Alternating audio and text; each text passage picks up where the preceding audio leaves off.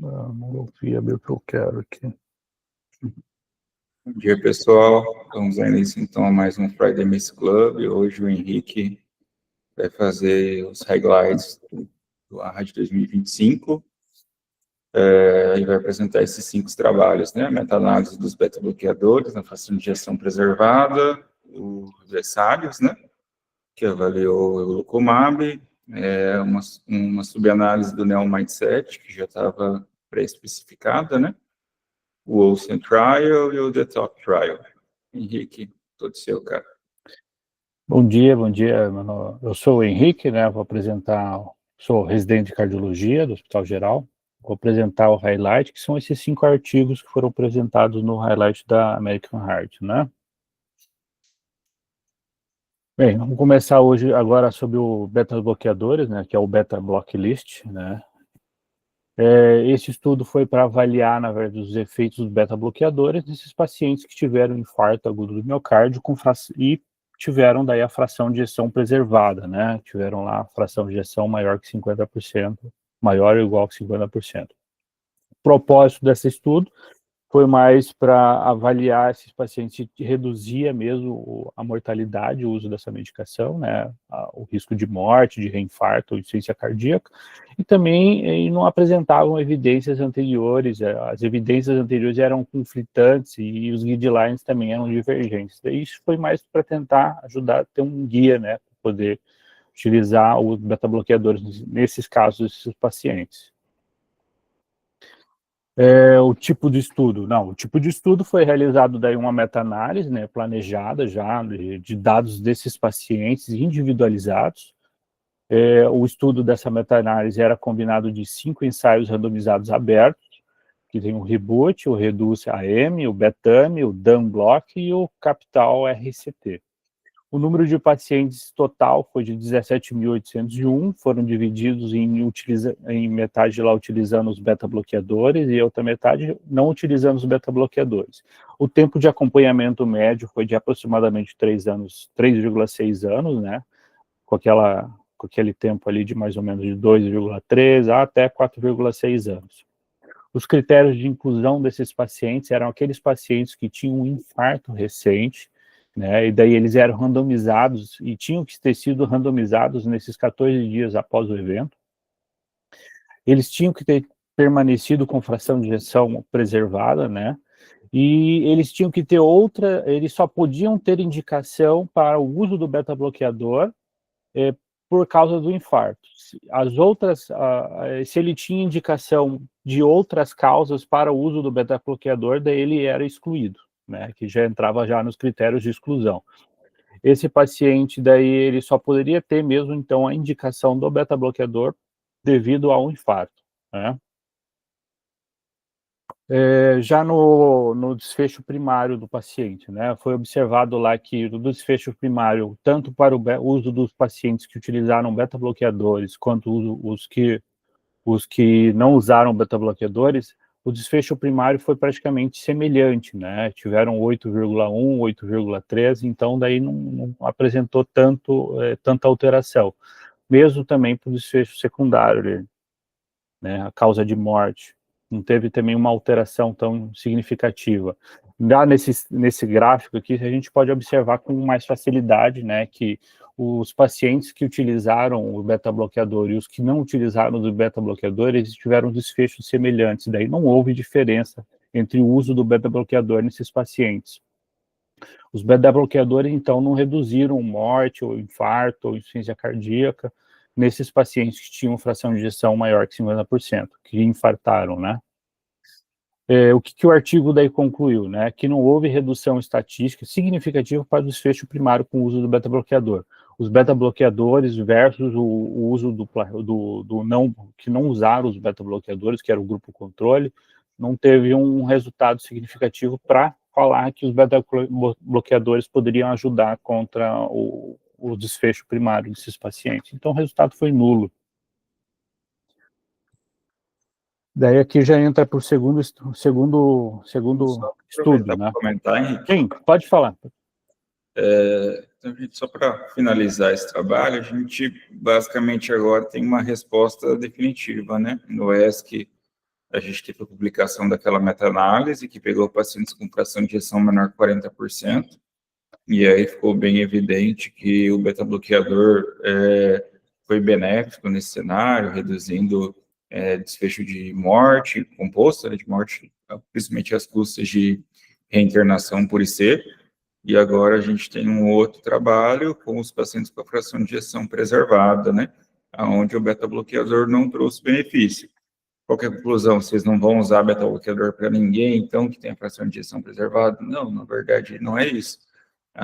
O que o trabalho mostra de evidência para vocês e que deve mudar a diretriz é que vocês não precisam mais prescrever para todo mundo que tem um infarto beta-bloqueador, entendeu? Então, naqueles casos que a gente costuma ver mais aqui na MECOR, né, Daniel? O paciente chega com delta muito estreito, consegue canalizar, não tem nenhuma lesão residual, não tem uma grande área em risco, repetir o eco, pós 6, 7 dias de internação, o eco não tem nem disfunção segmentar, ele não tem nenhuma outra lesão residual, não tem uma enxaqueca que seja para usar o beta-bloqueador. Então, assim, se o paciente não tem nenhuma outra indicação de usar o beta-bloqueador, talvez não seja uma medicação a mais que você vai estar passando para ele, só para, tipo, diminuir a adesão, entendeu? Mas é lógico, só reforçando. Então, nesse contexto, o paciente ficou com lesão residual, então você vai usar o beta-bloqueador para reduzir a angina nessa lesão que ficou. O paciente fez uma FA, tem alguma outra arritmia, então você vai usar o beta-bloqueador pela arritmia, entendeu? E aí o contexto que eu já tinha receio, já tinha comentado com vocês, né? Por exemplo, não foi avaliado, e às vezes é muito comum, o paciente faz um infarto da parede inferior, fica com uma hipocinesia da parede inferior, que geralmente não vai gerar uma disfunção grave. Isso aí vocês veem com rotina, o paciente vai estar ali com fração de ejeção de 55, 54, mas ele tem uma hipocinesia segmentar, esse paciente não está contemplado nessa meta-análise, né? Mas, basicamente, ela reforça aquilo que a gente já tinha visto no Reduce-MI e no Betamidão Block, que foram os maiores trabalhos nesse contexto, majoritariamente com pacientes com fração de ejeção preservada, né? Nath, Daniel, querem comentar alguma coisa? Bom dia, Janine. Bom dia a todos. Bom dia. Parabéns pela apresentação do Henrique. Eu concordo com tudo que você falou, Janine. Eu acho que o único cenário que eu ainda tenho dúvida é que é o cenário da atividade física pós-infarto, que a gente cada vez mais tem recomendado musculação e um exercício aeróbico associado.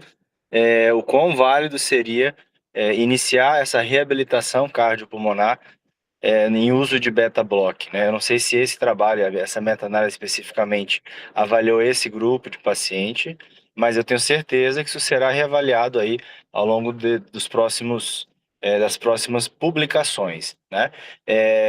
E além do que você falou, acho que só reafirmar que se a medicação é desnecessária, se ela tem efeito colateral e ela gera um custo a mais, retirá-la da prescrição do paciente é muito benéfico, né? Eu acho que esses trabalhos aí desse último ano, como você disse, mudaram a nossa forma de pensar. Mas a dúvida que eu tenho é essa, né? A gente acho que não existe essa resposta ainda, mas talvez a conduta seja suspende, inicia a reabilitação e reavalia se esse paciente não vai ter nenhum mal-estar, se não vai ter nenhuma, enfim, segurança, frequência muito alta, né? É uma outra discussão. A Nath pode até me complementar, mas a própria diretriz brasileira, aquela de teste ergométrico, se eu não me engano, ela tem umas orientações bem interessantes nesse sentido, que, assim, o paciente pós-infarto com supra deve ficar 15 dias, mais ou menos, no repouso relativo, sem esforços, né? A partir de 15 dias são esforços leves, então caminhada no plano, uma coisa ali que não ultrapassa 14 metros. E após 30 dias que a gente faria um teste ergométrico para avaliar a liberação de atividades de maior impacto. Exatamente, perfeito. Essa é a orientação por diretriz. E se houver complicações, você espera um pouco mais, né? Fração de ejeção reduzida e tal. Mas é realmente assim, acho que é mais uma ansiedade minha, você saber como que esse cara vai se comportar no pós, né? Mas enfim, mas muito, muito bem citado. Alguma outra ponderação, gente? Acho que não. Pode passar para o próximo, então, Henrique. Vamos lá. Aqui já é o segundo estudo que a gente vai apresentar sobre o evolucumab, né, em pacientes sem história de infarto do miocárdio ou AVC prévio, né. O estudo do evolucumab já reduzia o risco de eventos primários em eventos cardiovasculares maiores, né, em pacientes de alto risco, mas o estudo queria investigar também nesses pacientes sem história de infarto prévio e AVC prévio, né? Se ele teria benefício também diminuindo o risco de ter o primeiro evento maior cardiovascular. Embora ele tivesse estabelecido, mostrando já que ele já teria um benefício com a medicação contra eventos, em pacientes que tinham AVC e infarto prévio, essa medicação agora era para investigar já nesses pacientes que nunca tiveram eventos. Devido à falta de evidência nessa população, né, que nunca tinha sido estudado, daí o estudo foi mais para poder avaliar se esses pacientes de alto risco também teriam benefício, né? O estudo praticamente era um ensaio clínico randomizado, duplo cego, placebo controlado, multicêntrico, né? O número total de pacientes estudados foram de 12.257 pacientes, e o tempo médio de acompanhamento foi de aproximadamente 4,6 anos. Os critérios de inclusão para poder entrar no estudo eram homens que tinham entre uma faixa etária entre 50 e 79 anos e mulheres entre 55 e 79 anos. Eles tinham que ter pelo menos um dos lipídios alterados, ou um LDL maior ou igual a 90, ou um não HDL maior que 120, ou uma apolipoproteína B maior ou igual a 80, né? Ele já tinha que estar fazendo uso de uma terapia otimizada para redução lipídica, né, por maior ou igual a 2 semanas.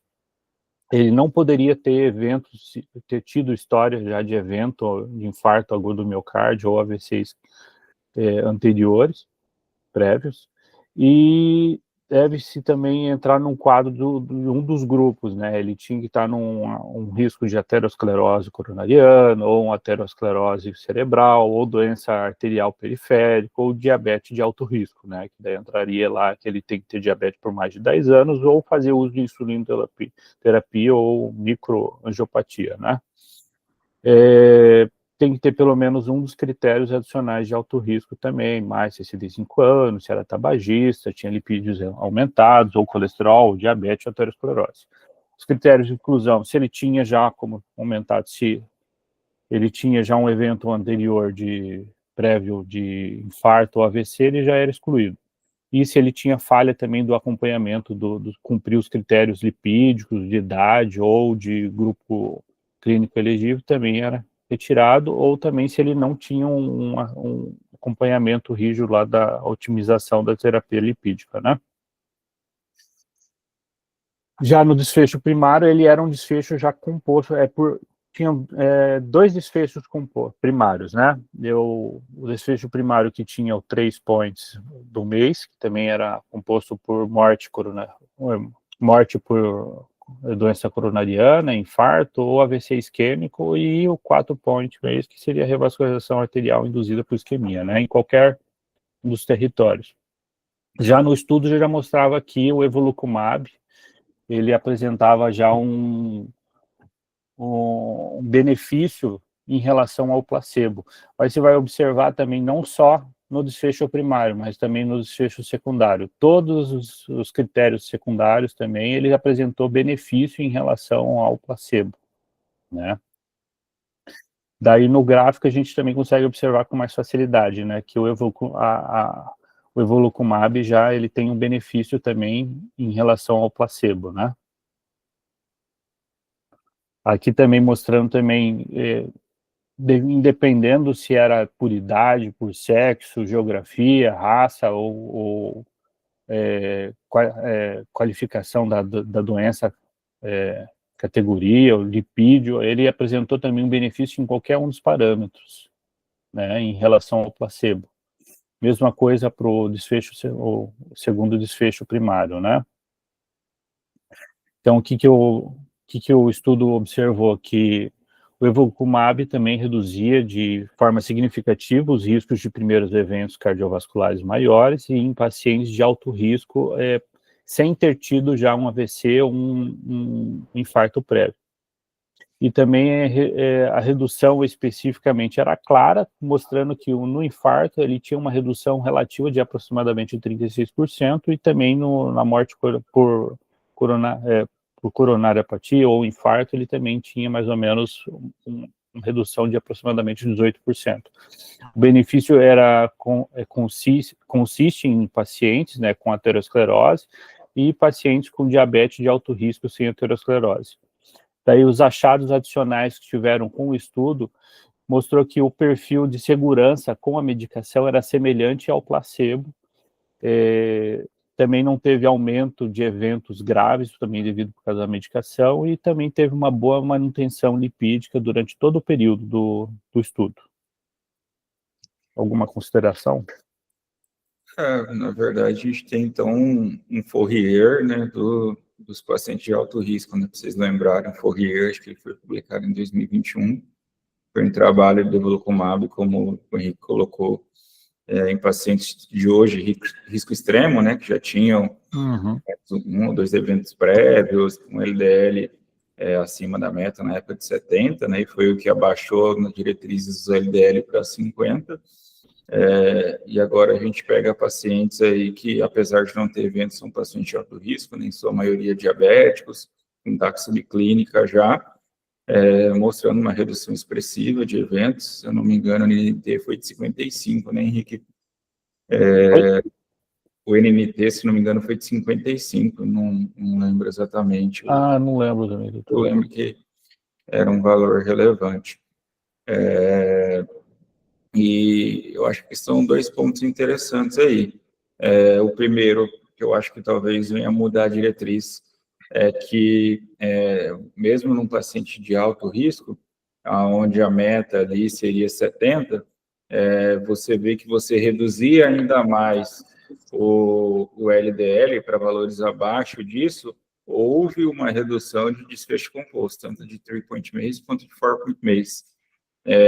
Então, talvez isso mude as diretrizes daqui para frente, para a gente ser ainda mais agressivo com a redução de LDL.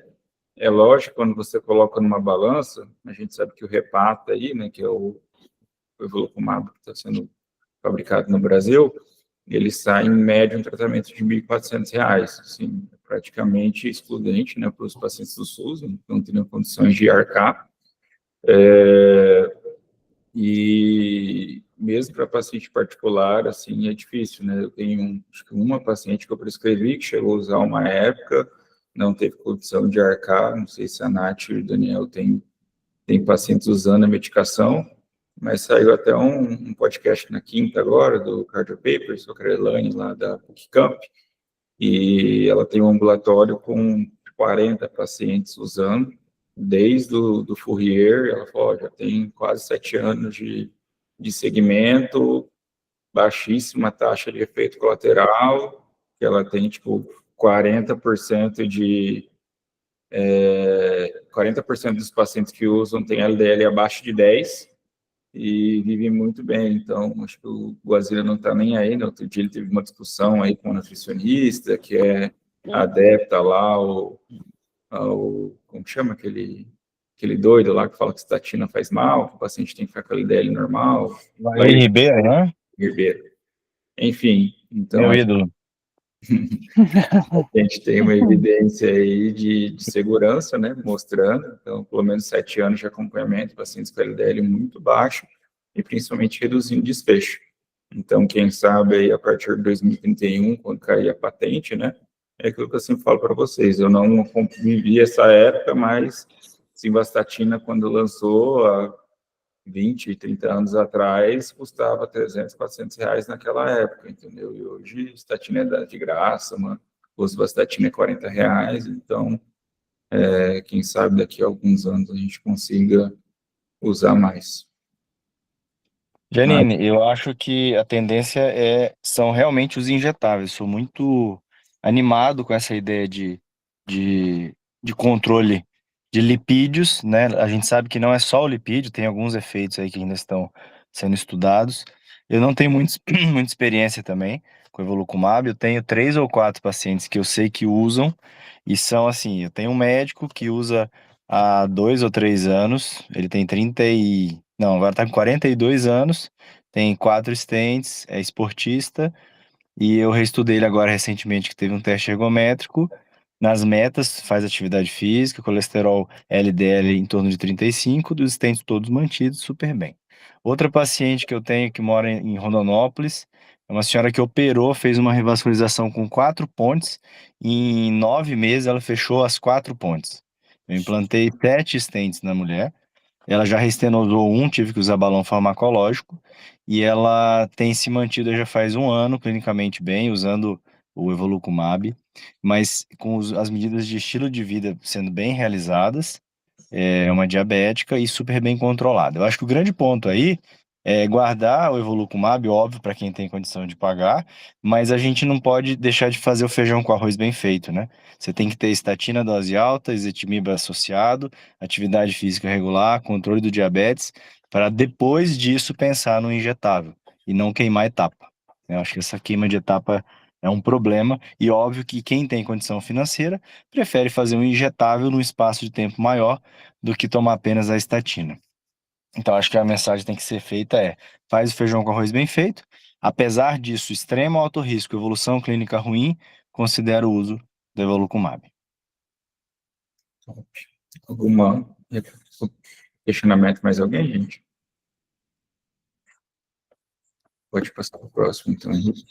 Então, esse já é o terceiro estudo que a gente vai falar. Isso é um subestudo do Neo Mindset, né, publicado na JAC.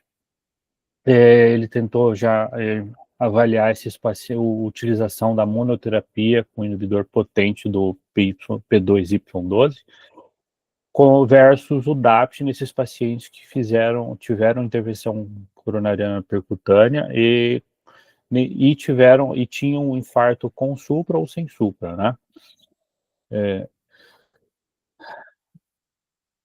E daí o estudo ele já também se baseou no conceito que faria um escalonamento precoce de um dos antiagregantes plaquetários, que para poder entrar no estudo, um ficaria com um ticagrelor ou um prasugrel, e o outro grupo ficaria com DAPT, né?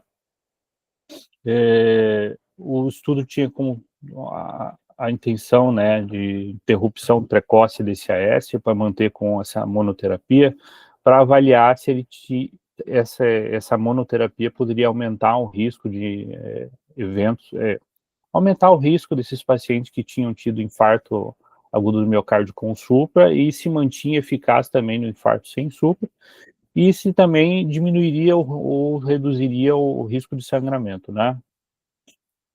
As características do estudo, então, já é um subestudo pré-específico já do estudo que foi randomizado do Neo Mindset, era um estudo aberto, comparativo entre duas estratégias do pós-intervenção coronariana percutânea.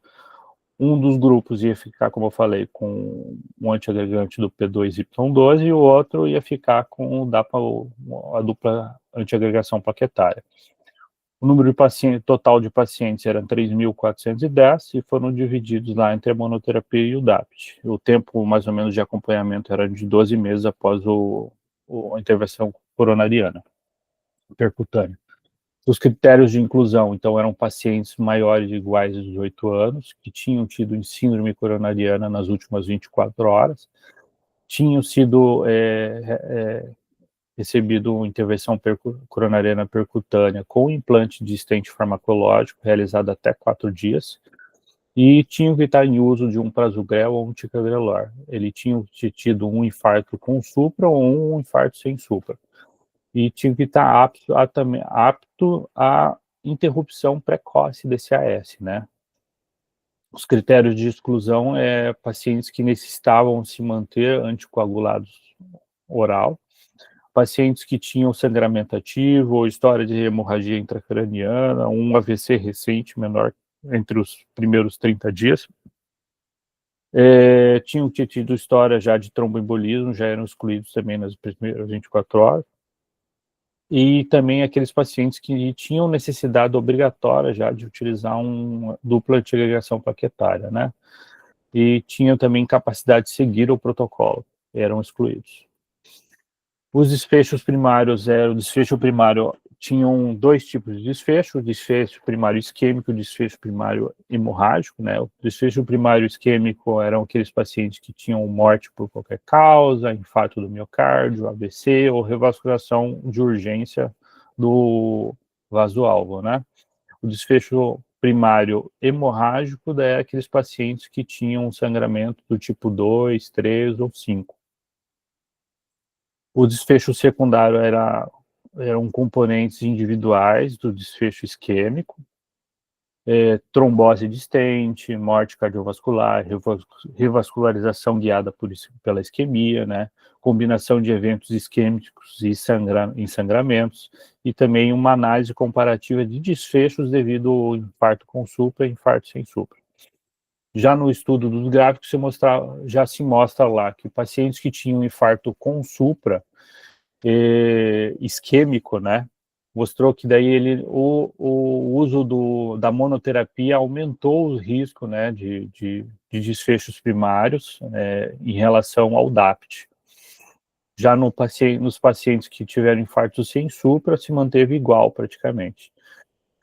No desfecho primário devido ao sangramento, observou que o DAPT aumentava o risco de sangramento em relação à monoterapia. Nos pacientes de infarto sem supra, mostrou também que o uso do DAPT também poderia também aumentar o risco de sangramento em relação à monoterapia. Aqui já na tabelinha, a gente pode observar também esses mesmos gráficos, né? Que o desfecho primário, observando aqui que ele tinha uma monoterapia no infarto com supra, ele teve uma estimativa lá de 8,1% em relação ao DAPT, que foi 5,2%. E no infarto sem supra se manteve igual, né? No risco de sangramento, que daí já era o segundo tipo, que era o desfecho primário devido ao sangramento, se observou que o número de sangramentos com a monoterapia era menor em relação ao DAPT. Mesma coisa aconteceu para o infarto sem supra. No risco secundário, no desfecho secundário, a gente observou lá também que os riscos de morte devido ao uso de monoterapia no infarto com supra foi maior em relação aos pacientes que tinham o uso do DAPT. Sangramento, mesma coisa, foi menor no infarto com supra do que em relação aos pacientes que foi menor a utilização da monoterapia em relação aos pacientes que tinham utilização do DAPT, mesma coisa para o infarto sem supra. O que concluiu o estudo, né? Que a monoterapia aumentou os eventos isquêmicos, observa-se a porcentagem de 8,1 contra 5,2, né? No uso do DAPT. Não foi semelhante à eficácia do DAPT, né? Os pacientes que tinham infarto sem supra, a isquemia foi semelhante entre os estudos, com a monoterapia e com o uso do DAPT, então não tinha diferença. O sangramento foi menor com a monoterapia do que em ambos os casos, tanto com infarto com supra e infarto sem supra, e concluiu o seguinte, o estudo, né, que a estratégia não era segura para os pacientes que tinham infarto com supra a utilização da monoterapia. Já nos pacientes com infarto sem supra, ele era até razoável, né? Beleza, Henrique, parabéns. Gente, uma subanálise do Neo Mindset, a Gabi já tinha apresentado quando a gente fez highlights do ESC. Se vocês não lembram, é um estudo brasileiro, foi capitaneado pelo professor Pedro Lemos. E aí, basicamente, eu achei um estudo bem disruptivo no sentido de, com 4 dias pós-infarto, o paciente era randomizado para suspender a dupla terapia ou manter a dupla terapia. E aí, assim, teve uma grande parcela dos pacientes com o uso de P2Y12 mais potente, né, principalmente o Prasugrel, mas também o Ticagrelor. E no estudo principal, acabou sendo um estudo que não atingiu a não inferioridade, né? O que eu achei interessante desse estudo é que quando a gente discutiu lá Tycho, TPS, Twilight, Master Depth, esses trabalhos de cortar a terapia, muitos acabam fazendo um desfecho primário com um net adversarial outcomes, o que seria isso, benefício líquido. E aí, quando a gente avalia o benefício líquido, todo mundo sabe que dupla terapia vai sangrar mais do que monoterapia, né?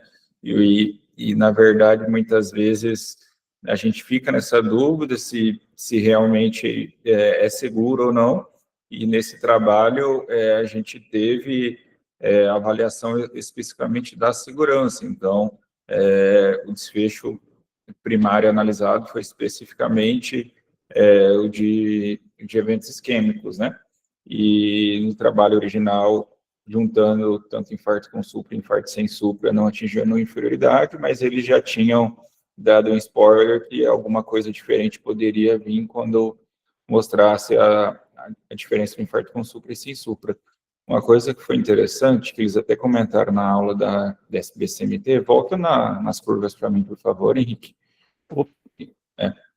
Que eu acho que talvez isso aí fique para a gente, né, como um todo. Então, sempre que eu falar para vocês, olha, tipo, Tycho, TPS, Twilight, são todos trabalhos de população asiática, talvez não valha a pena extrapolar para a população brasileira, né?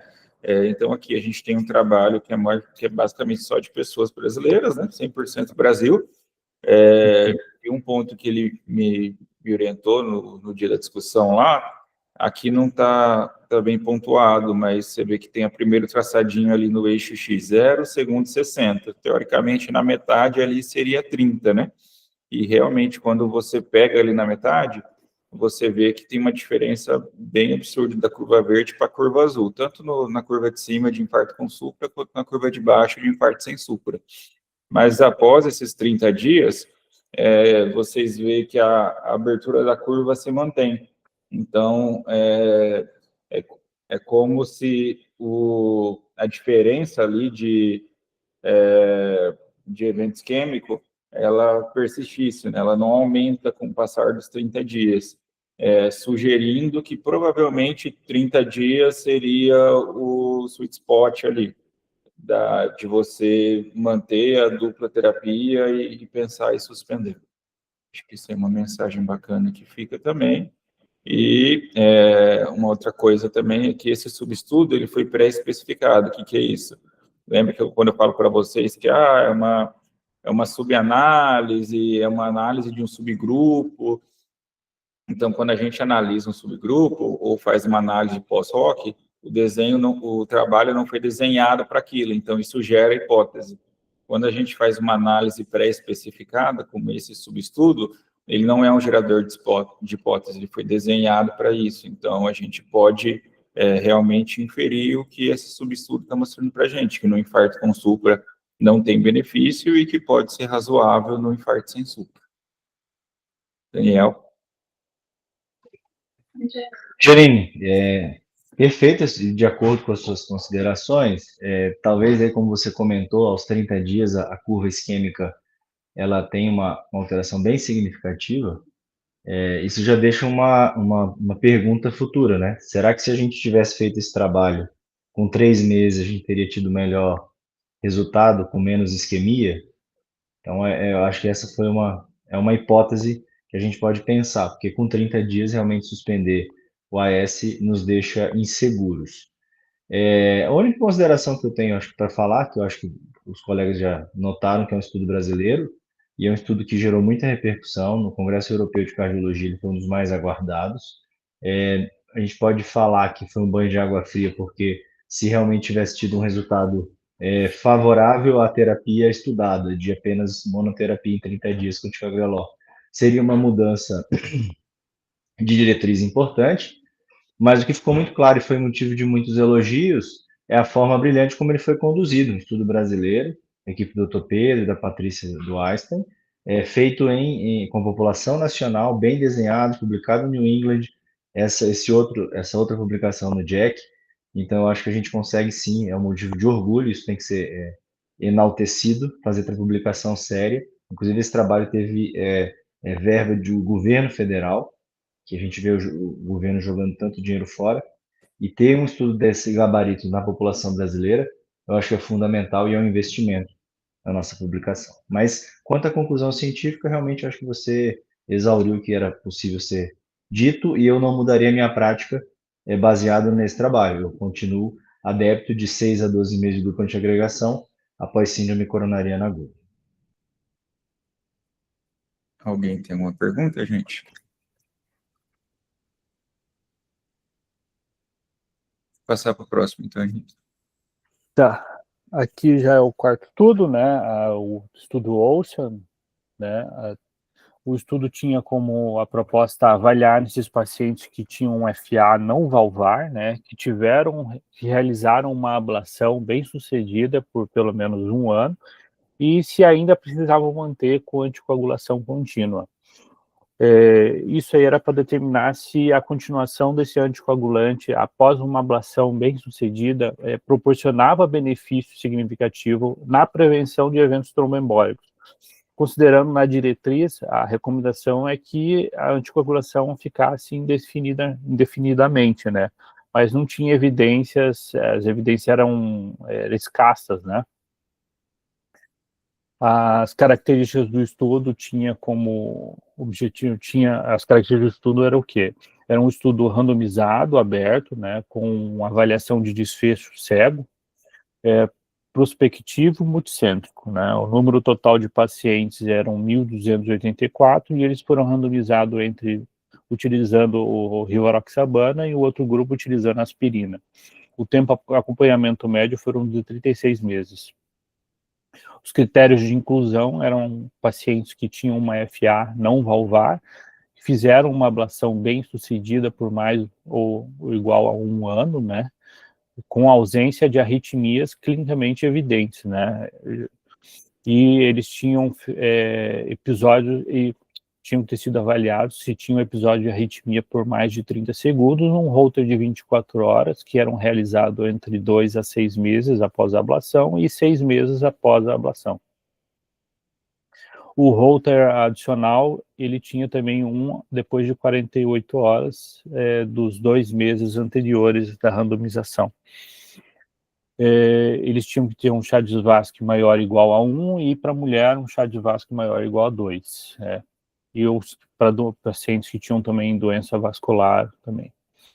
Os critérios de exclusão, pacientes que tinham já um clearance de creatinina menor que 30, contraindicação para o uso de anticoagulante ou antiagregante, contraindicação contra a realização de ressonância magnética, porque a ressonância era utilizada também para poder avaliar se o paciente tinha se ele teve novos episódios de AVC. Esse paciente não podia, como eu tinha comentado, não podia ter uma FA valvar. O AVC, ele não poderia ter também, eram excluídos pacientes que tinham AVC incapacitante no último ano, ou qualquer AVC nos últimos 14 dias. Tinham distúrbios de hipercoagulabilidade ou malformação vascular intracraniana, ou tinham mais de 85 anos. O desfecho primário eram pacientes que tinham tido AVC, embolia sistêmica, ou novos AVCs embólicos ocultos à ressonância. O desfecho primário e secundário, né, a gente observa lá que não teve diferença entre o uso da rivaroxabana e a aspirina no desfecho primário, ficou lá mais ou menos a 8,5 contra 1,4, e no desfecho para sangramento também não teve muita... Cadê? Não, desculpa, é no outro. O desfecho secundário para sangramento, ele também teve uma diferença ali, ó, de 1,6 para 0,6%. Desfecho, tá? E daí aqui também mostra também do desfecho de isquêmico, né?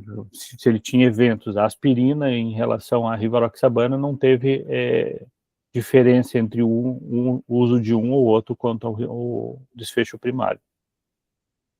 que observou? Que a rivaroxabana não reduzia significativamente o desfecho primário em comparação à aspirina, né? A rivaroxabana de 8,5 e a aspirina para 1,4.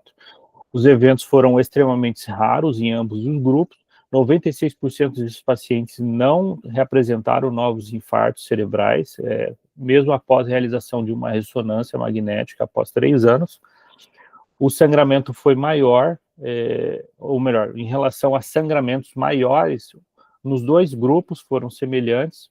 Em relação a sangramentos menores ou não maiores, os pacientes que utilizavam a rivaroxabana tiveram mais em relação ao paciente que utilizou só aspirina.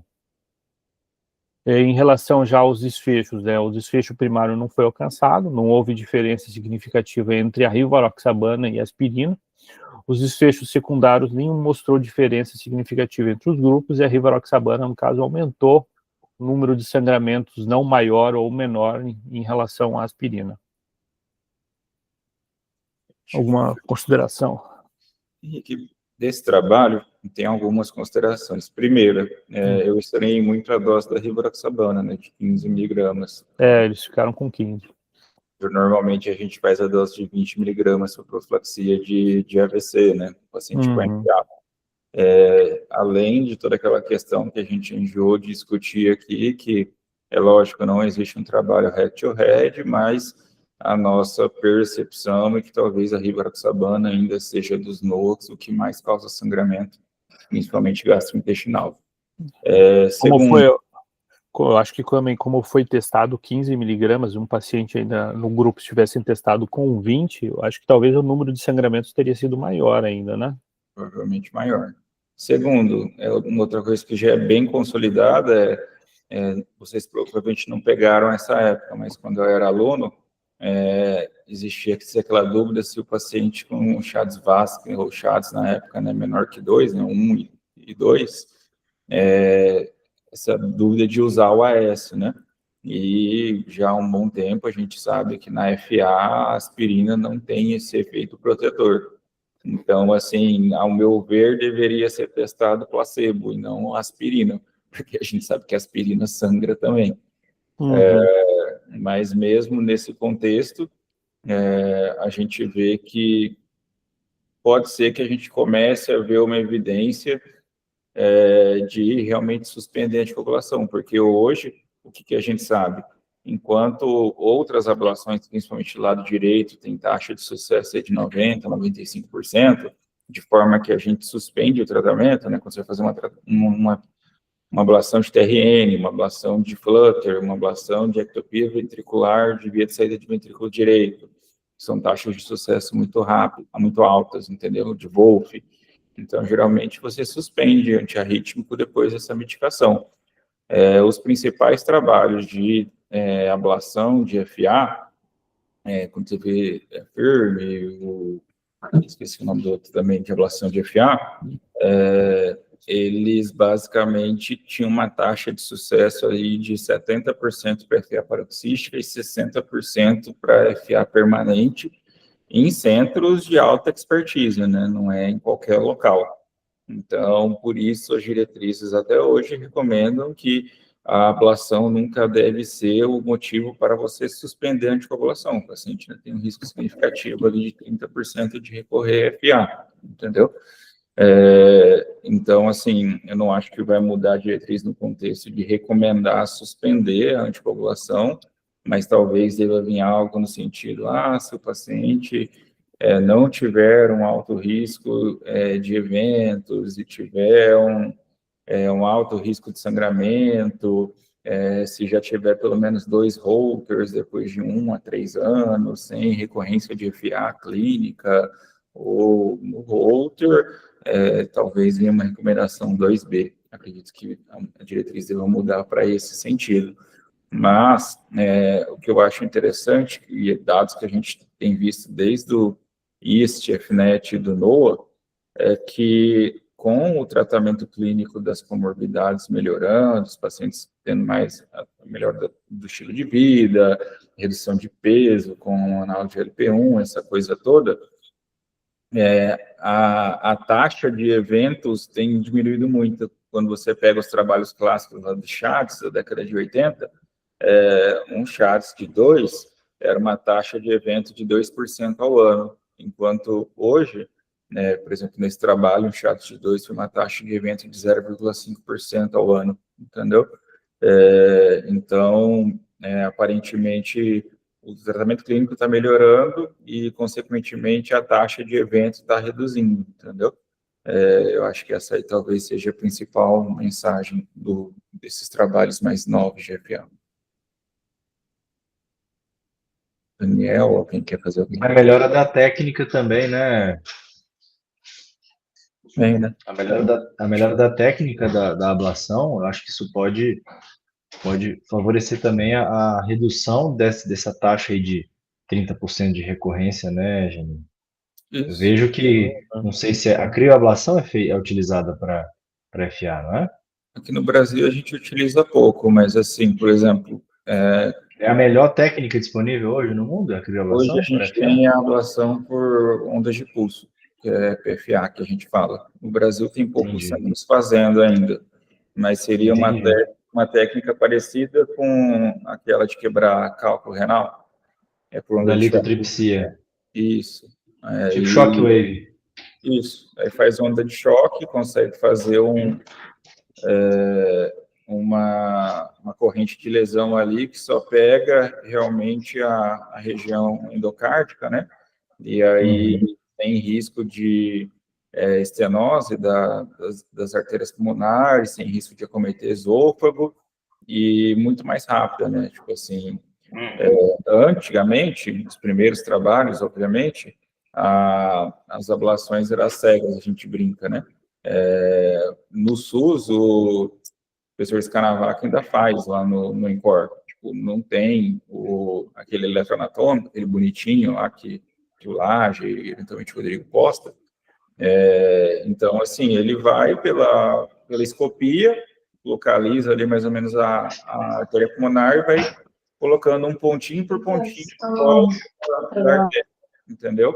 A chance de você falhar entre um ponto e outro, deixar um gapzinho ali, é muito alta. E aí isso aumenta o risco da recorrência.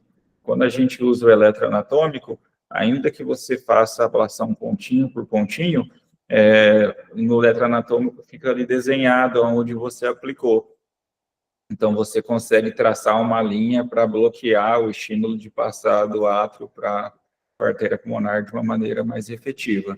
A crioablação, ela é um balãozinho que você vai colocar bem na boquinha da artéria e vai insuflar. Então, aquele balão ele vai encostar em todo o ósseo da artéria e vai fazer uma queimadura por gelo mesmo, na verdade, né? Ela é uma técnica muito mais rápida, dura 30, 40 minutos, enquanto uma ablação convencional vai durar aí 4 horas, mas por usar esse balão, teria um risco um pouco maior de estenose da artéria pulmonar. Enquanto essa onda de choque, essa PFA, ela consegue ser tão rápida quanto 30, 40 minutos também, reduzindo essa taxa de estenose da artéria pulmonar e reduzindo o risco de perfuração para o esôfago, né, que é o mais temido ali, quando a gente faz a ablação convencional. Nath, você perguntou da ablação, aqui eles chegaram a fazer 2 a 3 vezes, acabou não caindo muito no gosto da turma. Alguns centros acabam fazendo mais, outros menos, mas os convênios também é difícil conseguir autorização. Por exemplo, a Unimed, aqui eu sei que não autoriza. O Bradesco consegue autorização, tipo as 3 que teve aqui foram do Bradesco.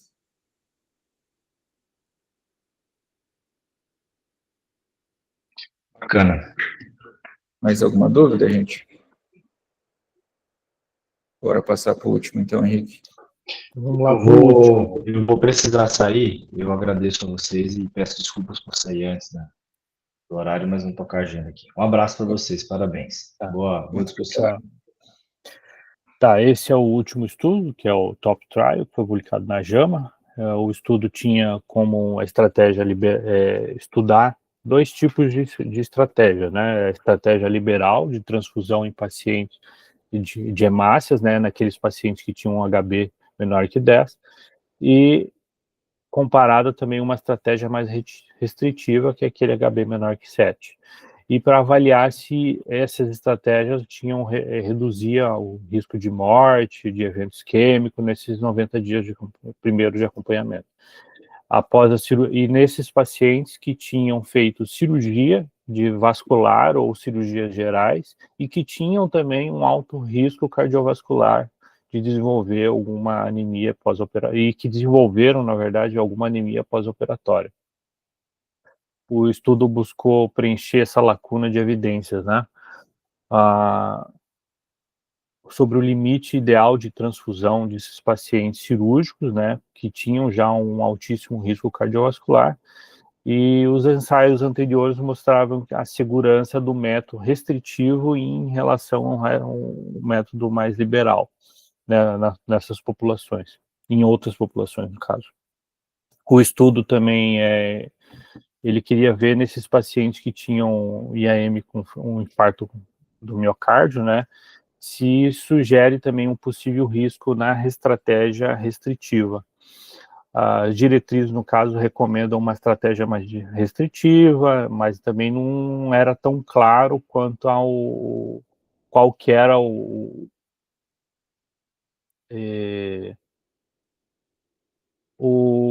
limite que a gente poderia acompanhar esse paciente no HB dele, né? As características do estudo eram um estudo ensaio clínico randomizado, paralelo, single blind, que era só os pacientes que eram cegos, né, a equipe não era, e tinha avaliar a superioridade e também era multicêntrico, né, o número total de pacientes acompanhados foram de 1.424, o tempo de acompanhamento normal foi um follow-up de primário de 90 dias, que também poderia ser adicionado por mais um ano para avaliar a mortalidade. Os critérios de inclusão desses pacientes eram adultos maiores de 18 anos, né, que eles tinham que ter um alto risco cardiovascular, né, uma história de pelo menos um dos seguintes, né, uma doença coronariana, um infarto prévio, uma doença arterial periférica, um AVC, um AIT. Esses pacientes tinham que ter passado por cirurgia ou cirurgia de grande porte, que eram a maioria dos pacientes, ou cirurgias gerais, né, maiores também. E esses pacientes tinham que ter desenvolvido uma anemia até os 15 dias pós-cirúrgico, né, com um HB menor que 10. Os critérios de exclusão recusa ou a incapacidade de receber a transfusão, histórias também de anemia hereditária, distúrbios hemorrágicos ou relação prévia de hemotransfusão, reação de hemotransfusão, pacientes que tiveram um choque cardiogênico maior a mais de 48 horas, instabilidade hemodinâmica grave, se eram gestantes, incompatibilidade ou recusa de consentimento, cirurgias não eletivas que pelo protocolo, né, que eram oncológicas específicas, e pacientes que estavam em outro estudo intervencional. O desfecho primário, então, o desfecho primário era a morte por todas as causas, infarto do miocárdio, revasculação coronariana, insuficiência renal aguda ou um AVC isquêmico avaliado nos 90 primeiros dias.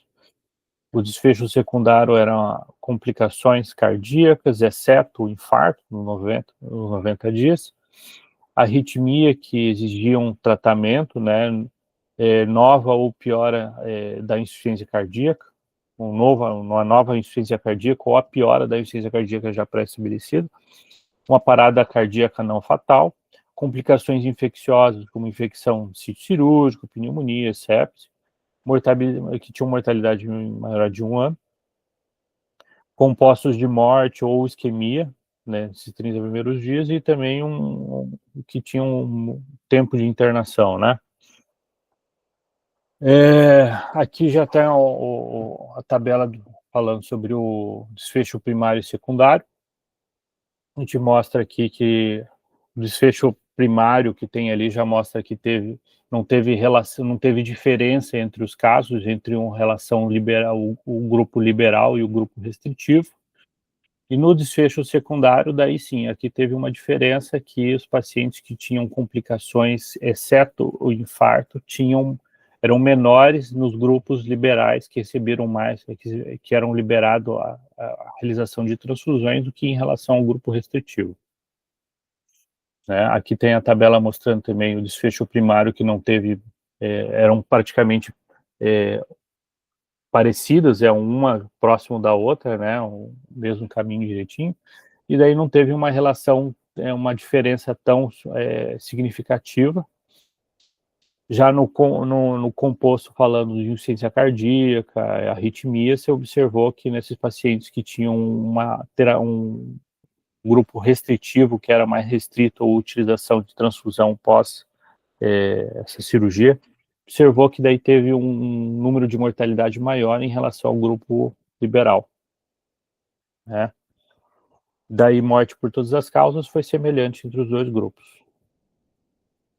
Conclusão do estudo foi que a estratégia liberal não reduziu o desfecho primário, né? Foram semelhantes ali, 9,1 para 10,1, né? E que não houve diferença significativa de morte, infarto, revascularização, AVC ou insuficiência renal. Mas houve daí um aumento significativo de eventos, como comentei, eventos cardíacos, exceto o infarto, no grupo restritivo em relação ao liberal, ó, de 9,9 para 5,9, né? Especificamente, nesses pacientes, eles tiveram mais quadros de arritmia no grupo restritivo e insuficiência cardíaca ou piora da insuficiência cardíaca no grupo restritivo. A conclusão central foi o que os pacientes de alto risco cardiovascular pós-cirurgia, né, a estratégia liberal não reduziu a morte de eventos, mas a estratégia restritiva teve mais complicações cardíacas, tirando o infarto, né? É isso aí. Henrique, parabéns por todas as apresentações, por ter conseguido concluir aí num tempo bem restrito. É sempre difícil juntar 5 trabalhos. O top, ele é muito parecido com o MIGHT, que eu sempre passo para vocês quando vocês rodam lá na UCO comigo, né? A diferença é que o MIGHT aí seriam cirurgias cardíacas maiores, né? E o top usaria mais cirurgias vasculares, cirurgias não cardíacas, né? E o desfecho é basicamente muito parecido, né? Aqui a gente não tem uma redução do desfecho composto, né? Enquanto no MIGHT teve um aumento aí principalmente de infarto, talvez de infarto tipo 2, sugerindo que é aquilo que a gente sempre fala, né? O paciente está com 7,5, 8 de HB, mas está muito bem, obrigado, sem sintoma. Às vezes é um paciente que a gente vai tentar manter na conduta liberal. Enquanto muitas vezes vocês estão lá, o paciente está com nora, está dispneico, está no cateter de oxigênio, está com IC descompensada, está fazendo arritmia, e aí está com uma HB abaixo de 9, a gente eventualmente tenta transfundir para deixar uma HB um pouco mais alta. Então, eu acho que não foge muito daquele racional que a gente pratica, né? Uhum. E reforça essas condutas, né? De tentar ser restritivo, no sentido que sangue é muito caro, e existe o risco também de você fazer reação adversa e todas essas outras coisas, mas que a gente vai ter que individualizar se o paciente tem sintomas de C, tem sintomas de isquemia, está evoluindo com arritmia, né? Eventualmente esse paciente você vai manter um pouquinho acima de 9, que eu não sei se vocês sabem, mas é que antigamente, né, o pessoal mais antigo, daqueles, não, todo mundo tem que ter HB acima de 10, porque existem trabalhos observacionais lá no começo dos anos 2000, que sugeriam isso, né, que o paciente cardíaco tinha que ter HB acima de 10 para reduzir evento.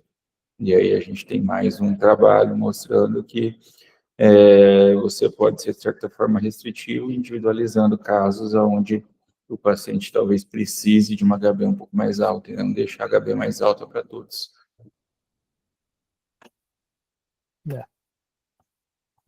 Alguém tem alguma dúvida, alguma consideração, gente?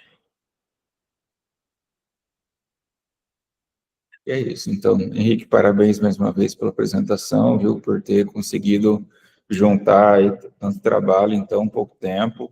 O Henrique conseguiu mandar, para vocês terem ideia, na terça-feira, coisa de 5 trabalhos, ele terminou em 7 dias. Parabéns mesmo, Henrique. E, gente, é lógico que a gente nunca termina o trabalho, tem sempre bastante, mas para dar tempo de abordar um outro arco, a partir da semana que vem, a Gabi vai começar a falar de trabalhos de doença coronariana crônica, para a gente pegar os trabalhos clássicos aí também de doença coronariana crônica, para conseguir os R2 terem uma boa bagagem aí antes de terminarem a residência. Tá? E aí, provavelmente, no ano que vem, quando os residentes novos entrarem, a gente vai fazer um marco de insuficiência cardíaca. Beleza? Boa sexta, bom feriado a todos e até semana que vem. Tchau, tchau. Obrigado. Tchau, professor. Parabéns, Henrique. Valeu.